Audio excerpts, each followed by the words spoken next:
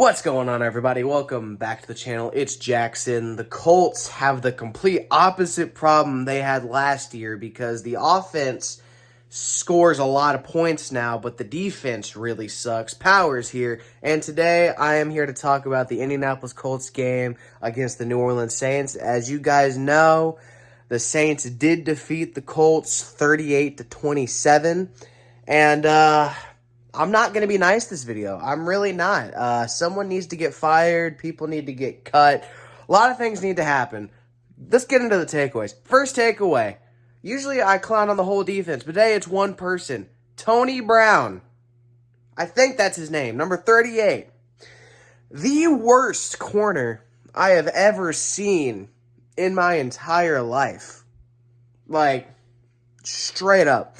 He got burned so much in this game. It blew my mind that he was still out there. Like, I understand we probably didn't have anyone else, but dude, he was just terrible. He was terrible yesterday. Like, he needs to be, I can't even talk. He pissed me off so bad.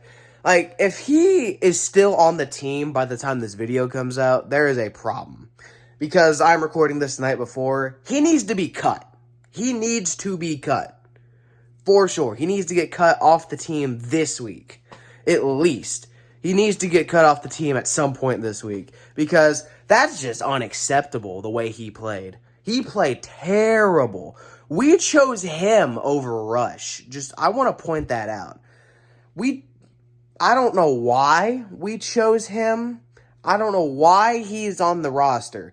But he is so terrible. Dude, learn to cover. He's slow. He can't do anything. Honestly, like, the Colts should just let me play corner at this point. Because, I mean, I can get burnt, too. I can let a motherfucker score, too, okay? Let me get $3 million. I won't have to work another day in my goddamn life. I mean, I would, because in this economy, $3 million isn't going to last me too long. But I can invest into a business and do what I want to do. It blows my mind. It blows my mind that they didn't take him out of the game. Like, seriously. So now that I'm done bitching about him, I'm going to move on to the defense as a whole to roast a little bit. And more so Gus Bradley. Because I've been one of the Gus Bradley defenders for a long time. I've been one of those people that says Gus Bradley is good at his job. I take that back. Our defense in the last 3 games have allowed 37, 39, and 38. That is unacceptable. When you have an offense that is scoring over 20 points every game, we're the only team in the league who has scored 20 points in all of our games, and we are 3-5 because our defense is just terrible. Like, I don't get it, and I think it's coaching because we need to blitz more. I don't get why Gus Bradley doesn't bring pressure more. Because when we get in the backfield, we do great things. We blitzed a couple times in this game, and it worked each time. For the most part, DeForest Buckner got a strip sack on Derek Carr when we blitzed. Like, you need to blitz more because our secondary is so terrible. It doesn't matter if like people saying, well, they need people in coverage. It doesn't matter. Our secondary gets burnt anyway. Bring pressure to because the front 7 is what makes the defense decent. And it really doesn't make any sense. Gus Bradley's scheme is terrible. He runs that soft-ass zone, and when you got a shitty secondary, you cannot be running a soft-ass zone. You need to, it's so conservative, it's ridiculous. Like, we need to, it's Eberflus-esque. It really is. But Eberflus brought pressure. It blows my goddamn mind. It really does. Like, someone needs to start asking some questions because this defense last year, it was so good. It was so good. If you give our offense to last year's team, we are probably at this point like 7-1. But no, we are 3-5 right now because our defense is so terrible. like I said in the intro, we have the complete opposite problem of last year. Last year, our offense couldn't score more than 20 points a game, and our defense was holding teams under 20 points. Like, if we would have scored more than 20 points in every game last year, we would have been one of the best teams in the league. But now our offense is the only team in the league that have scored 20 points in every game, and we are 3-5.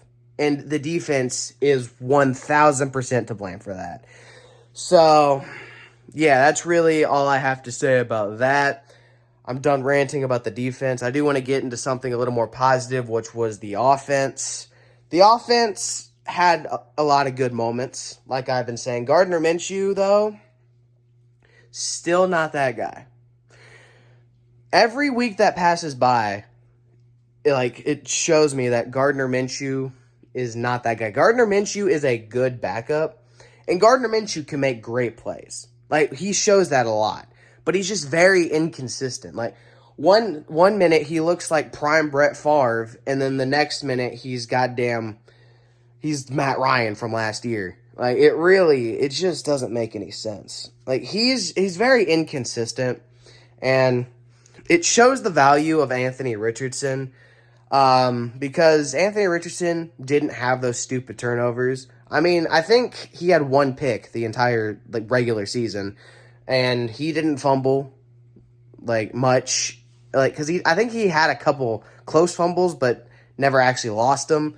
So it's just Minshew's issue is he tries to create on every play, and that just doesn't work.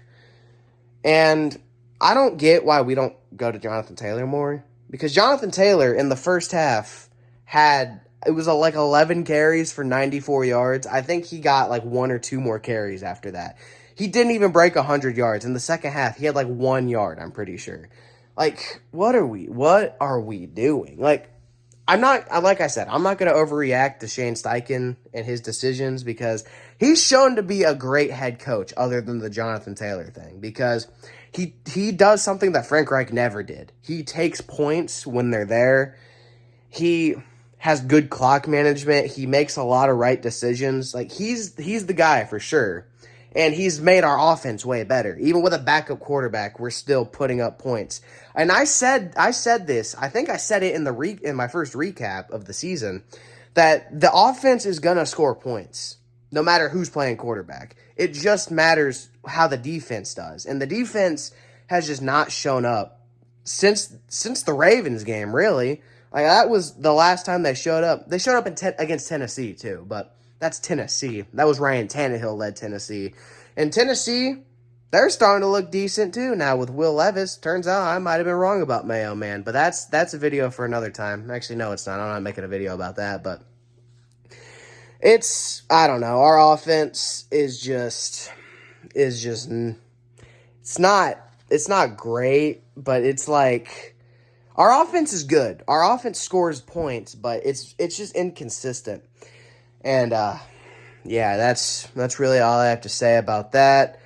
That's honestly all I really got for takeaways, because I mean, I was going to talk about Jonathan Taylor separately, but I kind of got everything out that I wanted to get out while I was talking about the offense. So I guess I'll just name the game MVP, and it's kind of hard to find someone, but since DeForest Buckner had a cool strip sack, he can have it. That's his second one of the year. DeForest Buckner is the game MVP, and I will say the play of the game is Gardner Minshew's touchdown pass to Drew Ogletree, because it was just a awesome play by Minshew and an awesome catch by Ogletree. Because like I said, Minshew can make plays. It's just he's inconsistent.